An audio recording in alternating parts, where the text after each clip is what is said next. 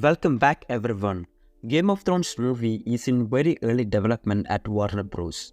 Ever since the smash hit series came to a close in 2019, HBO and Warner Bros have been eager to expand the world created by fantasy author George R.R. Martin. So far, however, the offshoots have been kept strictly to television, with House of the Dragon wrapping up season 2 this summer and Night of the Seven Kingdoms set for release in 2025. Additional shows are currently in development. According to Hollywood Reporter, multiple sources have confirmed a Game of Thrones movie is in the first stages of development, with no writer, director, or cast attached just yet. However, it is said Warner Bros. Is keen on expanding the franchise to the big screen in some way. The publication also notes the studio is working on at least one, leaving the door open for additional films to be considered. Game of Thrones movie, which goes against the studio's previous decision to reject showrunner's D&D original finale plan. After becoming one of the most popular TV shows of all time throughout the 2010s, Game of Thrones' infamously divisive ending led to many having a sore view of the overall series, primarily regarding Season 7 and 8's execution. In the wake-up of the 2019 finale, complaints were lodged about the later two seasons' rushed plots, quality drop-off, inconsistent characterization, and lack of satisfying story payoff.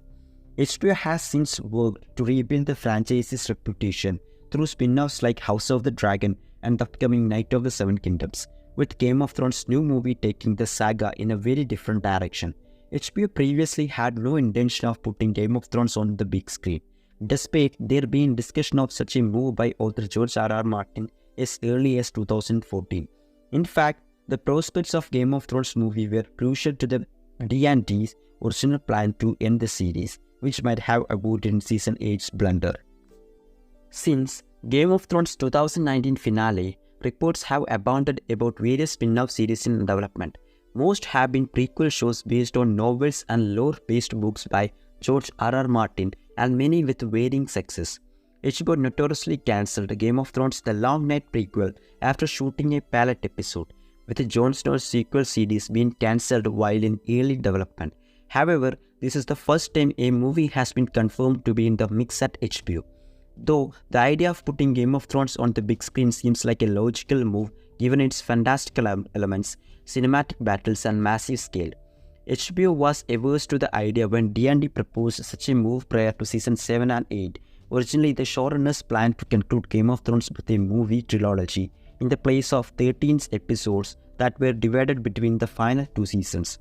D&D had intended to craft these movies for a theatrical release, but HBO's parent company rejected this change in format. Instead, many fan base had to adjust their plan for concluding Game of Thrones, which resulted in two very divisive seasons. Though previous outings posted 10 episodes each, Game of Thrones Season 7 only had 7 episodes, with the Season 8 being even shorter at just 6 episodes to wrap up the characters' long-developed stories. Given the widespread disappointment over the Game of Thrones conclusion on the small screen, the question remains of whether HBO could have yielded a more successful ending by agreeing to a theatrical shift 8 years ago. In the years since Game of Thrones finale controversy, new details have emerged about the showrunners' movie trilogy plans and why they didn't move forward. According to Benioff, in a 2024 profile with the Wall Street Journal, HBO executives responded by reminding them they were making a show for home box office, not away box office. According to James Hubbard's 2020 nonfiction book, Fire Cannot Kill a Dragon, Game of Thrones and the Original Untold Story of the Epic series, HBO executives further reiterated that making a theatrical movies was not their business model. It was arguably a fair move for HBO to make at the time. It wouldn't make as much a business sense for HBO to tell their subscribers that they had to buy tickets at the movie theaters in order to find out how the story that they haven't spent 6 years watching on their TVs finally comes to an end. The case might have been different if Benioff and Weiss had approached HBO about such a move after the Game of Thrones main plot ended, with the movie serving as optional sequels instead. For instance, Sex and the City made 2 sequels movies after concluding the series on HBO in 2004. Still, even though it would have broken HBO's business model and certainly angered some subscribers who didn't want to venture to the theaters, a movie trilogy may have better served Game of Thrones Season 7 and 8's big moments Not only did the steadily increasing scale of the series, battles and set pieces seemed to be more fitting to cinematic view than on the small screen. But there were various other complaints about pacing, character decisions, and specific events that could have been resolved with a theatrical format and release strategy. When looking at some of the biggest complaints about where Game of Thrones Season 8 went wrong, it seems that Benioff and Weiss' movie trilogy plan could have resolved quite few issues. It may not have resulted in the perfect Game of Thrones ending that many envisioned, especially given George R.R. Martin still hasn't published the Winds of Winter book that covers much of the show's later storylines. But a trilogy still had the potential to be an improvement on the hand that was dealt with Season 7 and 8. Though a trilogy like would have had runtimes around 2.5 to 3 hours each, thus coming into around 8 or 9 hours total instead of Season 7 and 8's combined 14 hours. This may have been beneficial for the story's exposition. One major complaint was that the last two seasons had too many repeated filler scenes, particularly with Jon's discussions about choosing Daenerys as his queen and not wanting the Iron Throne. In a condensed film format, we would likely only get a one-strong effective scene of moments like Jon expressing his support for Daenerys. Despite how character-focused on Game of Thrones' last two seasons are, such developments may prove more effective with the larger gaps between movies than having stark changes episode to episode over a short period of time. Season 7 could have effectively fit into one movie, concluding with Jon and Dany's romance and Jaime leaving Cersei. Addressing Game of Thrones' 8's rushed plot issues, the first half of the final season could have fit into the second movie, therefore concluding with the Battle of Winterfell and giving this event a much bigger payoff than its underwhelming placement in the middle of the season.